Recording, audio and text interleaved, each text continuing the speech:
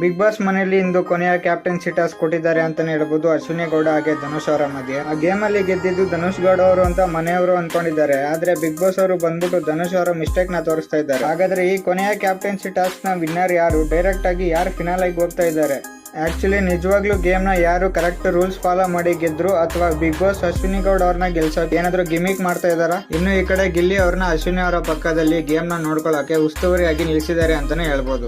ಮೊದಲಿಗೆ game start ಆಗೋದು ಹೇಗೆ ಅಂತ ನೋಡೋದಾದ್ರೆ, ಅಕ್ವೇರಿಯಂ ನಲ್ಲಿ ಒಂದು ಬಣ್ಣದ ನೀರನ್ನ ತುಂಬಿಸಿರ್ತಾರೆ. ಅದರಲ್ಲಿ ಕೀ ಇರುತ್ತೆ. ಅಕ್ವೇರಿಯಂ ನಲ್ಲಿ ಬಿದ್ದಿರುವ ಬಣ್ಣದ ನೀರಲ್ಲಿ ಕೈ ಹಾಕಿ ಕೀನ ತೆಗೆದುಕೊಂಡು ಬಂದು ಈ ಪಜಲ್ ಗೇಮ್ ನ ಅನ್ಲಾಕ್ ಮಾಡಬೇಕು. ಈ ಪಜಲ್ ಗಳನ್ನ ಗಮನಿಸಿದ್ರೆ ಮೇಲ್ಗಡೆ ಒಂದು ಚಾಕು ಇರುವ ಪಜಲ್ ಕಾಣ್ತಾ ಇದೆ ನೋಡಿ. ಇದನ್ನ ಅದರ ಪಕ್ಕದಲ್ಲಿರುವ ಯಾವುದೇ ಪಜಲ್ ಪೀಸ್ ಗಳನ್ನ ಮೇಲೆ ಹತ್ತದೆ ಅಲ್ಲಿಂದ ಅಲ್ಲೇ ಜಾಗ ಮಾಡ್ಕೊಂಡು ಜರುಗಿಸಬೇಕು. ಗೇಮ್ ನ ಮೇನ್ ಟ್ವಿಸ್ಟ್ ಇರೋದ ಇಲ್ಲಿ ಅಂತ ಹೇಳ್ಬೋದು. ಅದೇನೋ ಅಂತ ನೋಡೋದಾದ್ರೆ, ಪಜಲ್ ನ ಹೊರತರುವಾಗ ಪಜಲ್ ಪೀಸ್ ಅನ್ನು ಹೊರತೆಗೆಯಲು ಕೊಟ್ಟಿರುವ ಜಾಗದಲ್ಲೇ ಅಷ್ಟರಲ್ಲೇ ಹೊರತರಬೇಕು. ಆದ್ರೆ ಧನುಷ್ ಅವರು ಇಲ್ಲಿ ಗೇಮ್ ನ ಬೇಗ ಮುಗಿಸ್ಬೇಕು ಅನ್ನೋ ಅರ್ಜೆಂಟ್ ಅಲ್ಲಿ ಪಜಲ್ ಪೀಸ್ ನ ಬೋರ್ಡ್ ಇಂದ ಮೇಲೆ ಮಾಡಿ ಚಾಕು ಎತ್ಕೊಂಡಿದ್ದಾರೆ. ಸೊ ಧನುಷ್ ಅವರ ಕೊನೆಯ ಕ್ಯಾಪ್ಟನ್ಸಿ ಆಟದ ತಪ್ಪು ಇಲ್ಲಿ ಎದ್ದು ಕಾಣ್ತಾ ಇದೆ ಅಂತಾನೆ ಹೇಳ್ಬೋದು. ಇದಕ್ಕೆ ಬಿಗ್ ಬಾಸ್ ಈ ತರ ವಿಟಿ ಹಾಕ್ಬಿಟ್ಟು ಮನೆ ಮಂದಿಗೆಲ್ಲ ಕೂರಿಸ್ಬಿಟ್ಟು ತೋರಿಸ್ತಾ ಇದ್ದಾರೆ ಅಂದ್ರೆ ಅಶ್ವಿನಿ ಗೌಡ ಅವ್ರನ್ನ ಗೆಲ್ಸ್ಬೇಕಂತ ಮೊದಲ ಪ್ಲಾನ್ ಇತ್ತ, ಅಥವಾ ಪ್ರೋಮೋದಲ್ಲಿ ತೋರಿಸಿರೋ ಹಾಗೆ ಧನುಷ್ ಅವರು ಗೇಮ್ ನ ಕಂಪ್ಲೀಟ್ ಮಾಡಿ ದಾರ ಕಟ್ ಮಾಡಿದ ತಕ್ಷಣ ಅಶ್ವಿನಿ ಗೌಡ ಅವರು ಗೇಮ್ ನ ಸ್ಟಾಪ್ ಮಾಡ್ತಾರೆ.